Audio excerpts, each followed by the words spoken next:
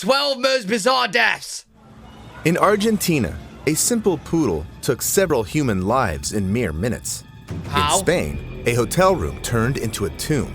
At a U.S. plant, a robot murdered its human colleague in cold blood. These are not fantasies designed to catch your attention. They are just some of the top most unusual deaths, which we'll talk about in this video. So, viewer discretion is advised. Viewer discretion. 68-year-old Alice Wardle and her younger sister, Mildred Bowman, were supposed to meet their family on July 31st, 2005, in Benidorm, Spain. The widowed retirees had arrived from the English town of Gateshead the day before. The former baker and cleaner visited Spain several times every year. But as they weren't particularly wealthy, their chosen place of stay was a 2-star hotel named Levante Club Apartments. They set up a meeting with their family, went to sleep, and disappeared. That is, Alice and Mildred didn't show up at the designated meeting spot the following morning. The two sisters liked having fun, so the family members didn't worry much at first and just went around the pair's favorite places. The women were nowhere to be found, though. After a few more days of fruitless searching, the family officially reported them as missing. Only 4 days later, the maid who worked at the hotel Alice and Mildred were staying at told the police she hadn't managed to enter their room even once, as it had been locked from the inside the entire time. That was exactly where the police found the two women, in the bed. Under it, to be more precise. The pull-down bed's wooden frame fell on Alice and Mildred, virtually burying them alive. Yet the most terrifying thing was that the sisters spent 3 days frantically fighting for their lives. They lacked the strength to push the frame off, and no one heard their screams through the sturdy wood. Hey, yo, that's actually wild, because they said they had friends there. And you're telling me they didn't check up on them at their hotel? You're telling me they're not checking up on them? Like, yeah, they're a bit wild, so, you know, they might be gone for the night. You know what I mean? But you're not going to check up on them in 3 fucking days? Really? Bro, if I go on holiday and I got friends there, and we planned to do a meetup, and they didn't come, I'd be like, okay, sure. But then if I didn't see them the next day, bro, I'm going to go to the hotel room and see if they're okay, you know what I mean? There's no contact. Eventually, Alice and Mildred died of asphyxiation, just 12 hours before being found. As it turned out, the bed hadn't been secured well enough, and nobody showed the sisters how to set it up correctly, so they didn't know they needed to pull down the legs of the bed. This shifted the weight of the entire structure and the people on it to the wooden casing, which gave in and came away from the wall, causing tragedy. People are predominantly scared of an icicle falling on them in the winter or a... Bro, that's mad! Yo, when I go on holiday, I'm making sure they ain't no wardrobe frame connected to my bed, bro. Nah, I'm gonna take my mattress, pull it in the middle of the room, and sleep there. Brick hitting them near a construction site. However, sometimes there can be unexpected events no one can see coming and avert. One of them happened on October 21st, 1988, in the Argentinian capital of Buenos Aires. On that day, 75-year-old Marta Espina was walking down Rivadavia Avenue. She was a few meters from this intersection, but never reached it. That's because a poodle named Kachi tumbled out of the 13th floor, hit Marta on the head, and killed her instantly. What? It's unknown how the animal had fallen, but its owners had most likely failed to take care of the necessary safety regulations. What? Although the poodle died as well, technically, it caused 2 more human fatalities. No, wait, why? When passerbyers started gathering around Marta Espina's body, Ida Sola was on the other side of the road. She got curious about the fuss and ran to the site of the tragedy across the busy avenue, ignoring the traffic regulations. She was killed by a bus in the middle of the road. One man saw the deaths of both Marta and Ida and suddenly felt unwell. He got dizzy. He miraculously managed to cross the avenue, asked the employees of a car dealership for help, and went unconscious. What? Soon, he died of a heart attack. Yo, bro, what?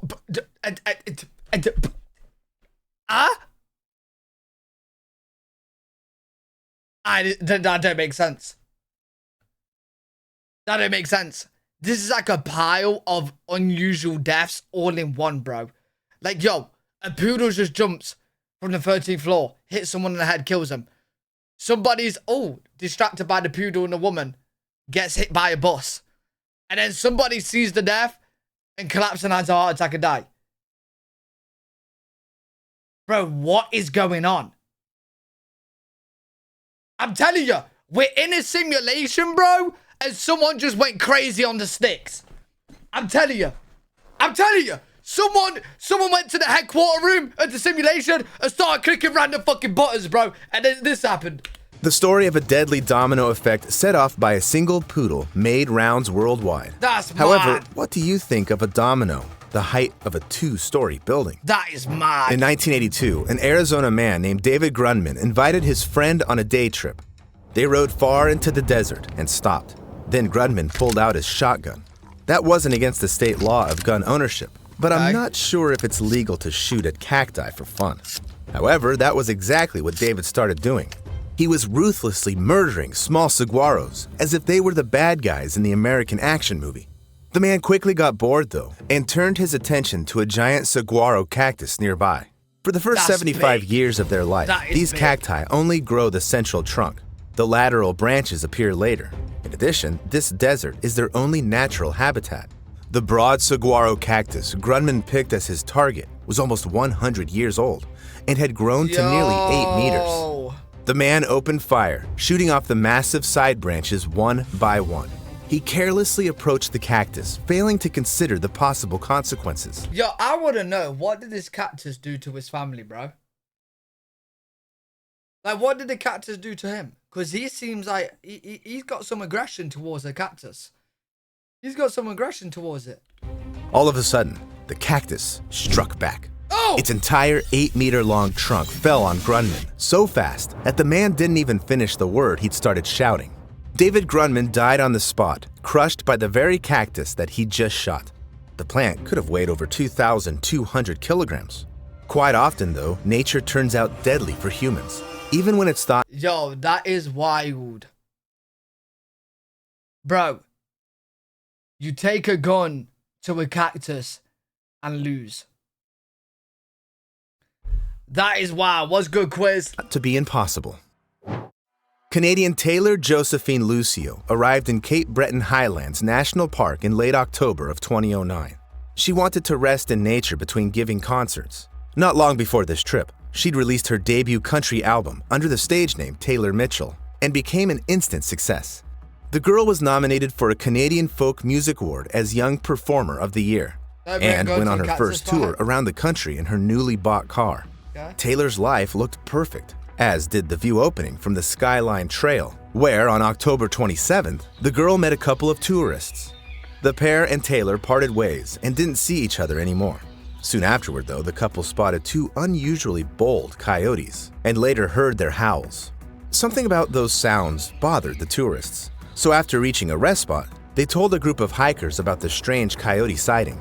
However, when the hikers set out on a path, they started stumbling upon someone's personal belongings, among which were keys and a small knife.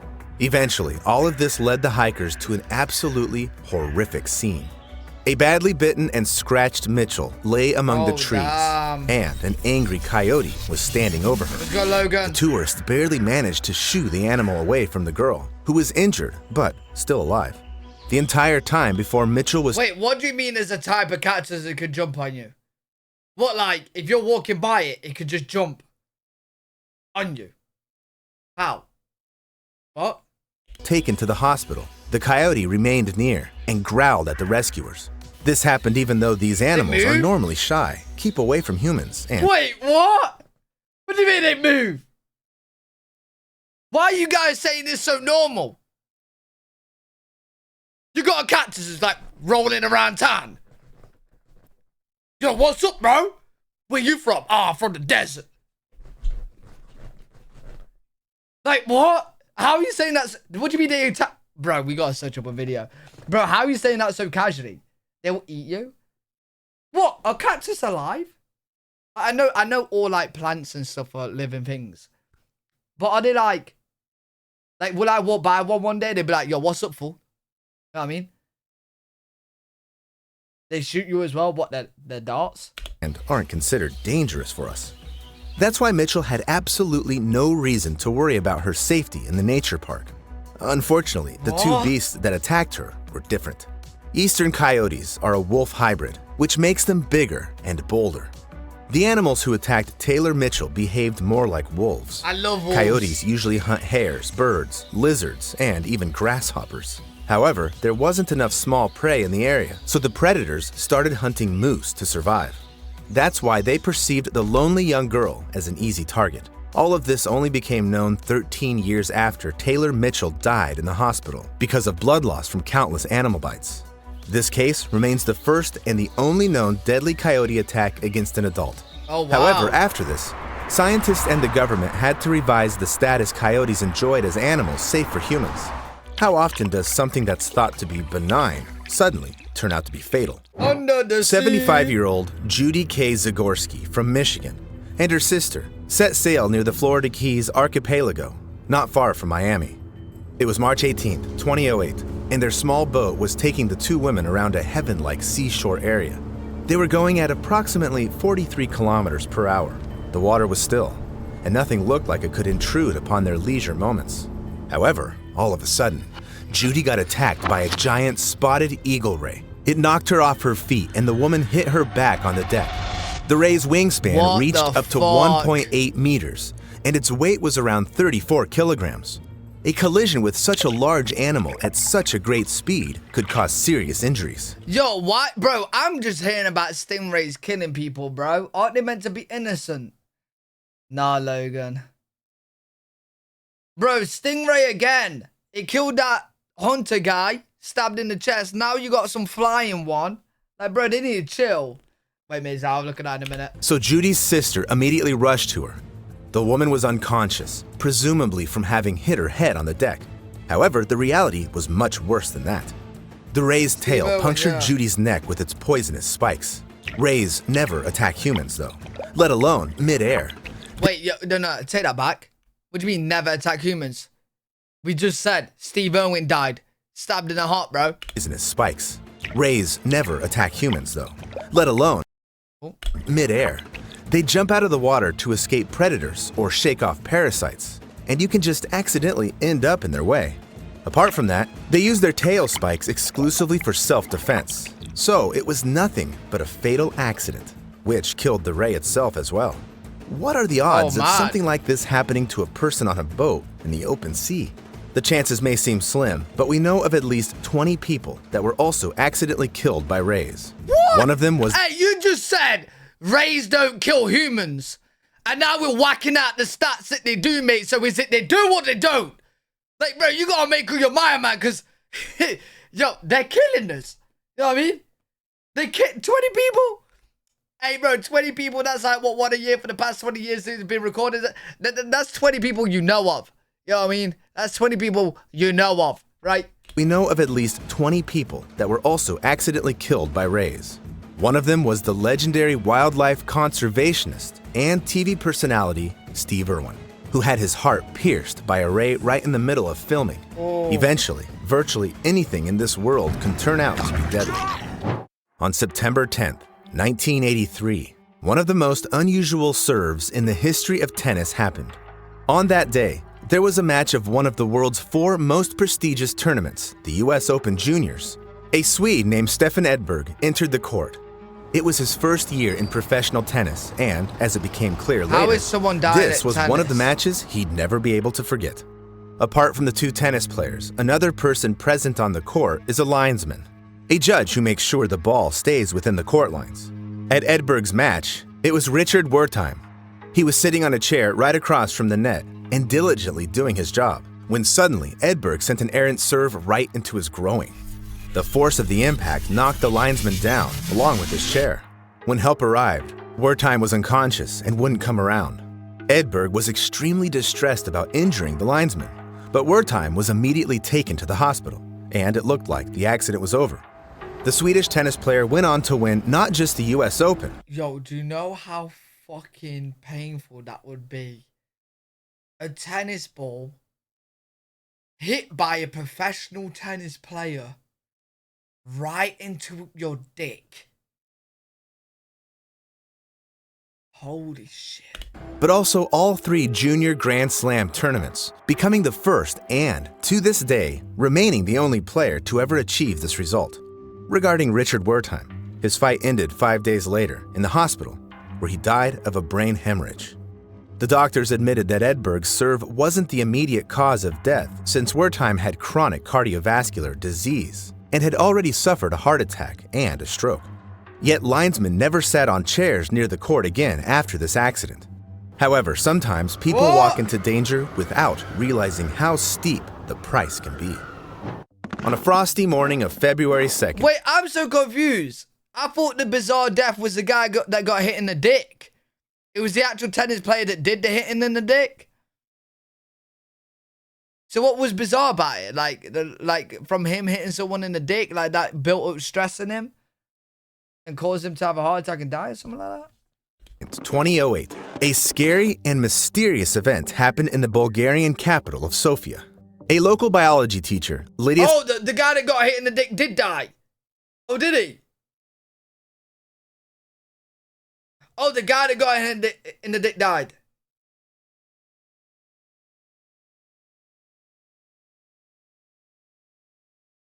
Sakova and her husband, Georgi, and her friend, Nadezhda Lebenova, were returning from a funeral of Lebenova's partner. At some point, Lydia stopped the car, and then all three of them got out with bottles in their hands and started pouring some liquid into the drain hole. The next moment, a super powerful explosion happened, and the metal hatch cover was hurtling into the air with such force that it decapitated Lydia. Her husband and friend got bad skin scalds and were blinded, but survived.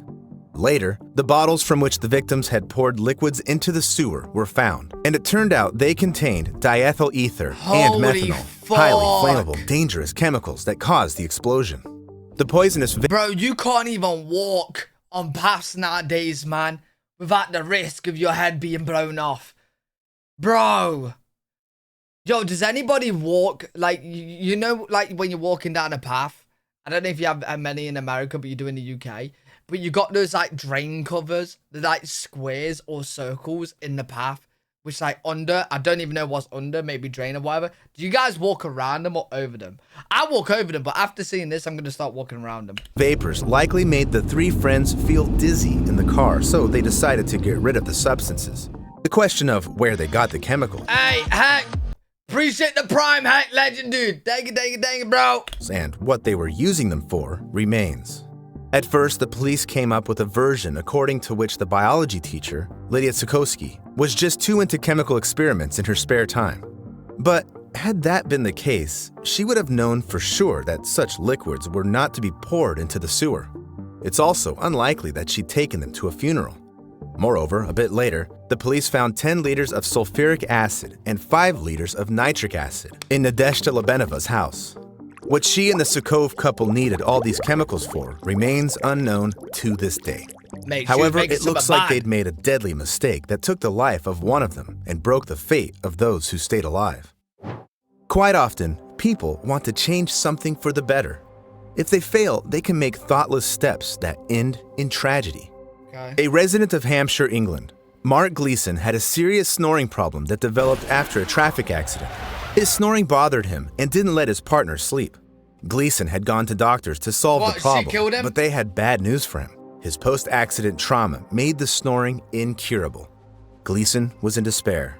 He just wanted to fall asleep and wake up next to the woman he loved. But this was off limits due to his insufferable snoring. So the couple decided to solve the problem on their own by resorting to an unexpected and reckless experiment. On a March night in 1996, before going to bed, Gleason's partner gave him 2 tampons, which he put in his nostrils and secured with glue so they wouldn't fall out at night. He hoped this would stop him from snoring. Although this situation seems funny, it ended in a tragedy. Gleason took his sleeping pills and went to sleep on the first floor while his partner went to rest in a room on the second floor. That was why she didn't hear him start choking in his sleep and die of asphyxiation. Well, bro, why the fuck do you need to glue the tampons into your nose if you're sleeping in different rooms anyway? How loud are you? How loud are you that you're in different rooms on different floors and you still gotta glue tampons in? Like, what? Before he even woke up. It all started with a genuine desire not to cause discomfort to the people around. An enterprise in Flat Rock, Michigan wanted to make the work of its employees easier. On January 25th, 1979, That's a young wild, worker bro. named Robert Williams started work at Ford Motor Company's Michigan Casting Center. He was chipping away at his usual tasks until he was asked to go to the storage rack to count parts manually, since the machine responsible for this work started giving erroneous inventory readings. Yet, apart from Williams, a manipulator robot was also working in the storage space. It was performing its task of searching for parts alongside Robert. Yo, chat, do you know what's going to be crazy, bro? You know how, like, in 10 years, 15 years, like, most homes are going to have robots in? Like, bro, it's just going to happen, you know what I'm saying? It's just going to happen. Like, Elon Musk is trying to make Weebot or whatever it's called, bro. You got other companies making robots. You got companies making sex bots. Like, bro, people are going to have robots in their house, bro. It's going to happen, right? Yo, we're going to get these videos of, like, bizarre deaths by robots. You know what I'm saying? Where, like, a robot picked someone up and throw them out the window, or robots fell over someone, or robot was making dinner and then accidentally stabbed a person in the head. Bro, we're gonna get those videos. It was performing its task of searching for parts alongside Robert. At some point, however, the robotic arm attacked the man all of a sudden, hitting him on the head. Hey! Then it went on doing its work like nothing had happened. Hey! Only half an hour later, Williams' colleagues went to look for him and found his already dead body. Not yet, Maisie. He died instantly of a traumatic brain injury. The man's family filed a lawsuit since Williams couldn't have avoided this catastrophe. There was neither a sound alert of the robot approaching, nor a mechanism that would turn it off when a No. The robot, bro, that was the robot's mission, to go up and kill him. Human was around. Nothing at all. It was the first officially registered death of a human at the hands of a robot, which some journalists dubbed It's the already start starting. of the rise of the machines. Oh, shit. The name, Bro, chat, it's already happening. It's already happening. It's already happening. Now, don't get me wrong, bro. Listen, I'm so down. Listen, if I can afford a robot, I'm getting a robot, bro. I'm getting a robot. If it kills me, then just write on my grave, I was an idiot, but I enjoyed the robot. You know what I mean? Seems accurate. Since It's from cool, 1992 to 2017, It might take over the 41 planet. workplace deaths caused by robots were recorded in the U.S. In 2005 alone, 77 machine-caused accidents happened in the UK.